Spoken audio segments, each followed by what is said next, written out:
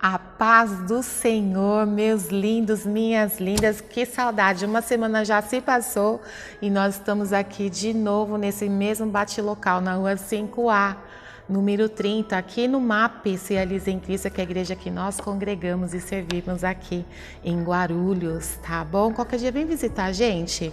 Nós estamos com os cultos já presenciais às quintas-feiras, às 20 horas na quinta-feira e às 19 horas aos domingos. Vem receber uma palavra do Senhor. Olha, meninos, meninas, nós tivemos um culto aqui no domingo. Vem um preletor de fora, o pastor Wilson. Nós somos tão abençoados com a palavra voltada para a família. Então vem aqui visitar a gente, você será muito bem-vindo, tá bom? Nós somos pastoreados pelo pastor Fábio Santos e pela pastora Keila Mariano e eles serão muito felizes de poder recebê-los. Não vai poder dar abraço, né? E tem que usar máscara, tá bom? A gente continua debaixo dessa ordem, né? Desse zelo, e você e a sua família será muito bem-vindo aqui. Bom, hoje nós vamos continuar com a série Eu Sou o que a Bíblia diz que eu sou, e nós vamos falar sobre uma mulher chamada Safira.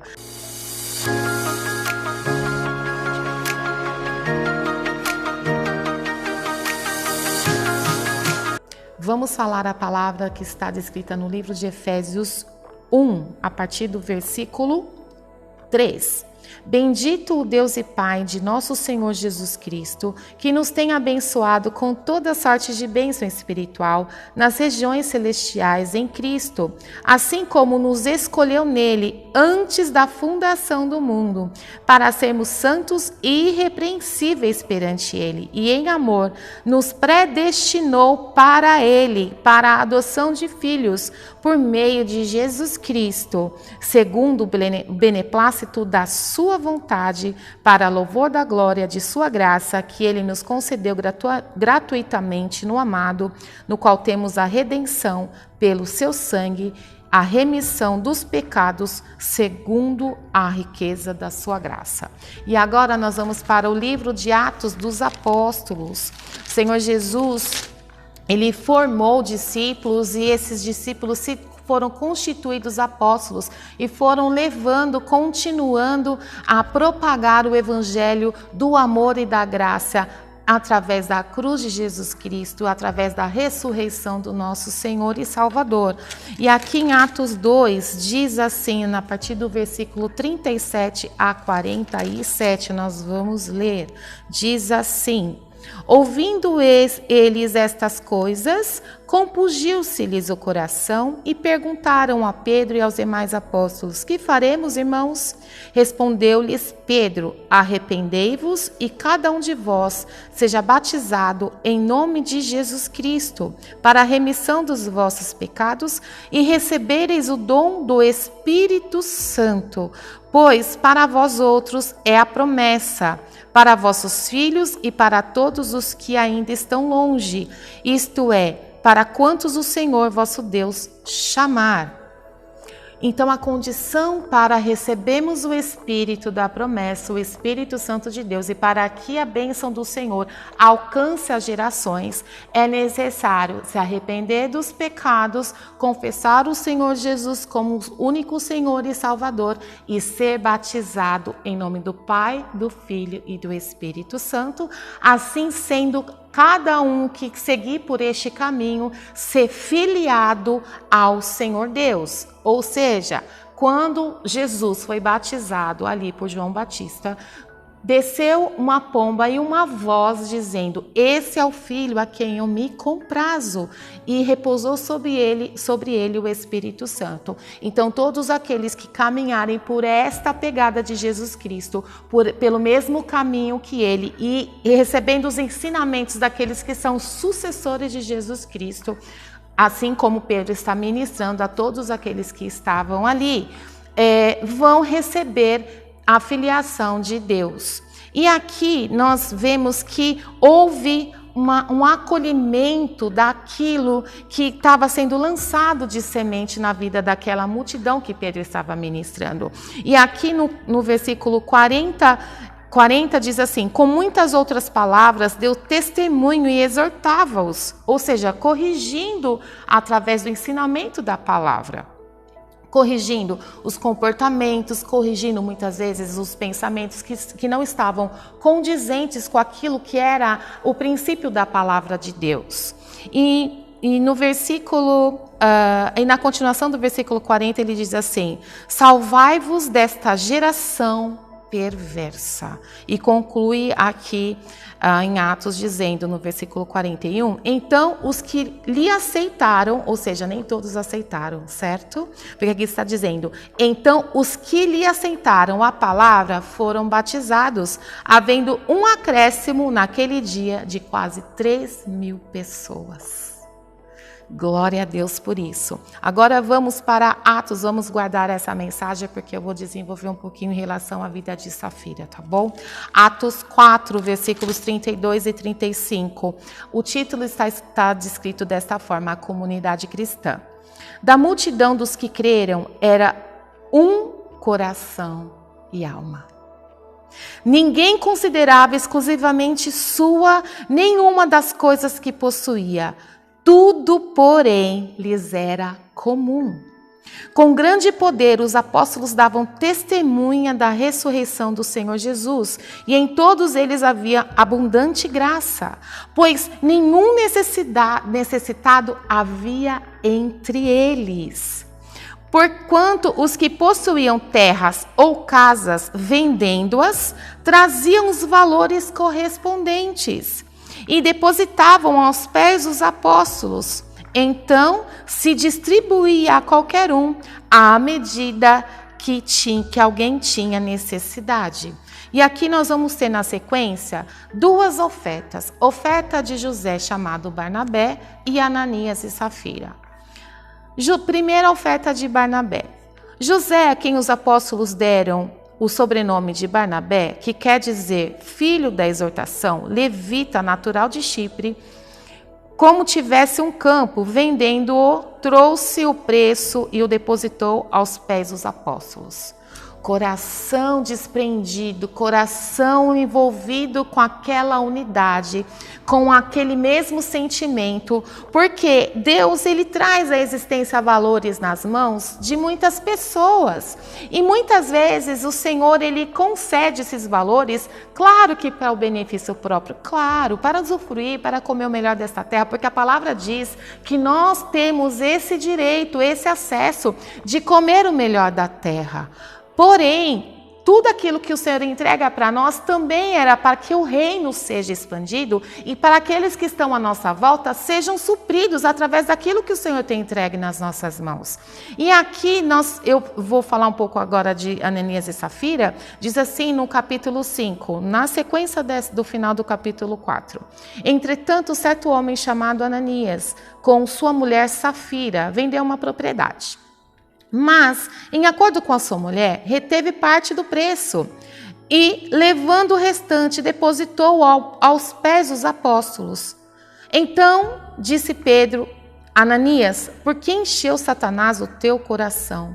Para que mentisses ao Espírito Santo, reservando parte do valor do campo? Conservando-se, porventura, não seria teu? O que Pedro estava dizendo aqui, ei, você não era obrigado a vender e a ofertar. Se você não quisesse fazer isso, estava tudo bem, estava tudo certo, mas você decidiu enganar o Espírito Santo. Você disse, porque você não está me enganando, você pode trazer o valor que você quiser aqui para mim. Eu não vou saber, mas o Senhor é aquele que sonda e conhece os corações. O Senhor é aquele que sabe exatamente qual é a intenção do nosso coração e qual é a verdadeira motivação da nossa entrega. E o que é mais triste é o que isso gerou na vida desta família. Então disse Pedro, Ananias, por que encheu Satanás teu coração para que mentisse ao Espírito Santo, reservando parte do valor do campo? Conservando-o porventura não seria teu, e vendido não estaria em teu poder? Como, pois, aceitastes o coração este desígnio? Não mentiste aos homens, mas a Deus. Ouvindo essas palavras, Ananias caiu e morreu, expirou. Sobrevindo grande temor a todos os ouvintes. Levantando-se os moços, cobriram-lhe o corpo e, levando-o, o sepultaram. Quase 3 horas depois, entrou a mulher de Ananias, não sabendo o que ocorrera. Então Pedro, dirigindo-se a ela, perguntou-lhe: Dize-me, vendestes portanto aquela terra? Ela respondeu: Sim, portanto. Tornou-lhe Pedro: Por que entraste em acordo para tentar o Espírito do Senhor? Eis aí à porta os pés dos que sepultaram teu marido, e estes também te levarão. Meu Deus, meu Deus. No mesmo instante caiu ela aos pés de Pedro e expirou. Entrando os moços, acharam-na morta e, levando-a, sepultaram-na junto do marido. E sobreveio grande temor a toda a igreja e todos quantos ouviram a notícia destes acontecimentos. Aqui nós vemos a vida de uma mulher que tinha, claro, uma aliança com seu esposo. Ali, aquele casal, eles deviam ter uma alma ainda aprisionada naquilo que eram os valores que eles tinham. Eles ainda viviam em idolatria daquilo que eram os valores que eles possuíam. Eles ainda não tinham compreendido e entrado naquela unidade, naquela movimentação, naquela concordância que a comunidade vivia.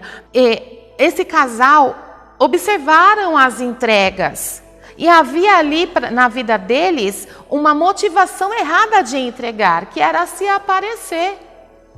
Eles queriam entregar assim como José entregou. Porém, o Senhor, ele discerne os corações. Nós vemos Caim e Abel, 2 entregas. Uma oferta foi genuína diante do Senhor, a outra não. Uma entrega foi excelente, a outra não. Por quê? Por causa da motivação. Dependendo da sua entrega, o Senhor que sabe e sonda os corações, essa entrega não vai trazer vida para você. E não vai trazer as bênçãos da entrega e dos dízimos que você tem entregado.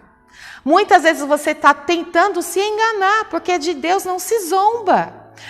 E ali Ananias e Safira pensavam que estavam se saindo muito bem. Eles deviam ter uma propriedade de 3 milhões de reais nos dias de hoje, lá em Alphaville. E aí eles falaram, vamos vender e vamos entregar o dízimo. Poxa, 300 mil reais. Poxa, o que eles vão achar? Nossa, que entrega maravilhosa. Só que o que eles fizeram? Entregaram a metade só do valor. Para aqueles que estavam recebendo, ok. O sacerdote que estava recebendo, ok. Mas o Senhor, que não deixa nada em oculto para o profeta, revelou ao profeta o que estava acontecendo. Então tome cuidado. Aqueles 2 trouxeram para a vida deles maldição. Essa mulher, ela poderia ter um posicionamento, uma escolha de obedecer a Deus em primeiro lugar.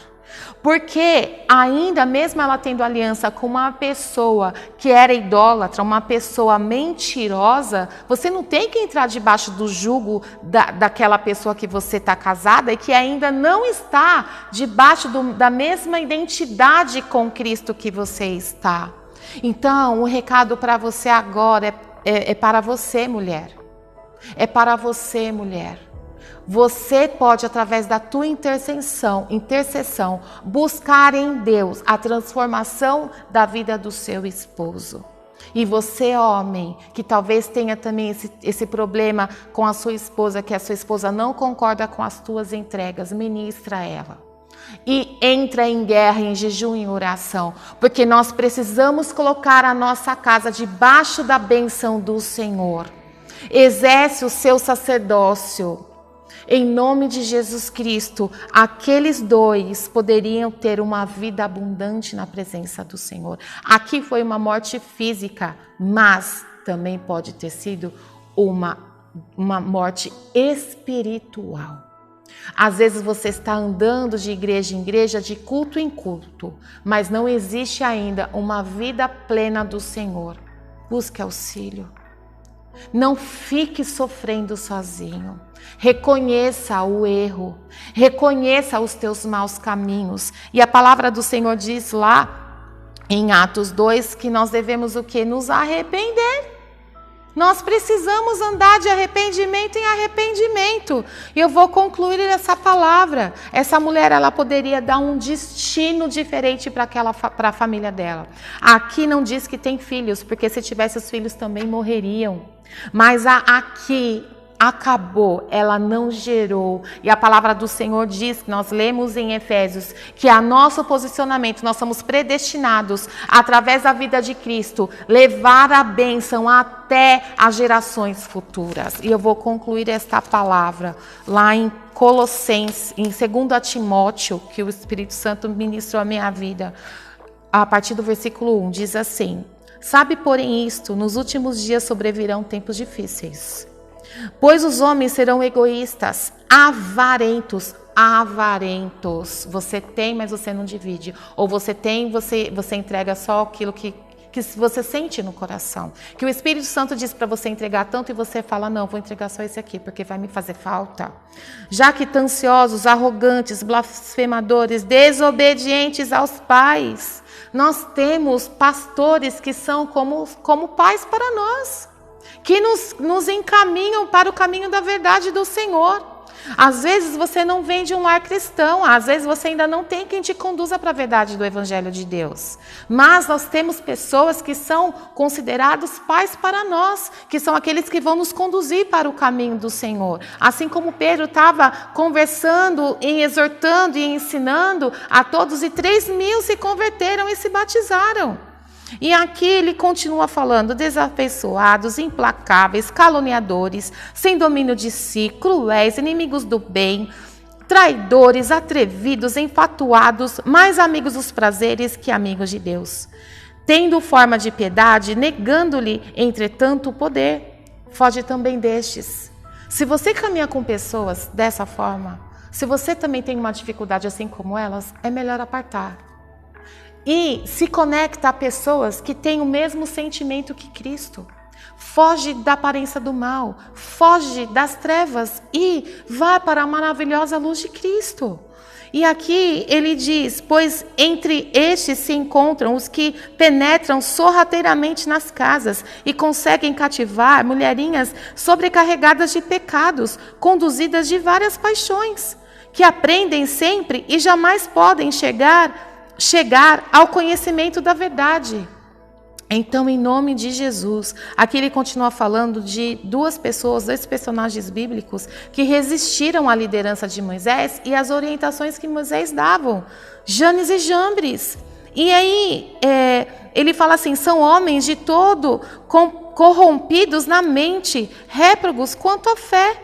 Eles, todavia, não irão avante, porque a sua insensatez será a todos evidente.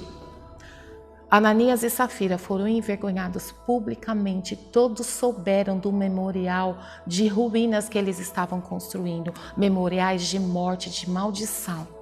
Mas eu te convido a ser um memorial de bênção diante de todos e diante do Senhor. Aparta-se das trevas, conecte-se à maravilhosa luz de Cristo. Conecte-se às pessoas que estão caminhando para o mesmo lugar que eu e você. Nós temos um destino, que é o céu, que é a eternidade com Cristo. Eu te abençoo e declaro sobre ti a bênção até 1000 gerações, pelos feitos do Senhor na sua vida, através do caminho de obediência, em nome de Jesus. Amém. Compartilha, curte, fala dessa série, fala o quanto que tem sido abençoada a tua vida. Eu quero saber dos testemunhos, tá bom? Te amo. Até a próxima gravação. Tchau, tchau, tchau.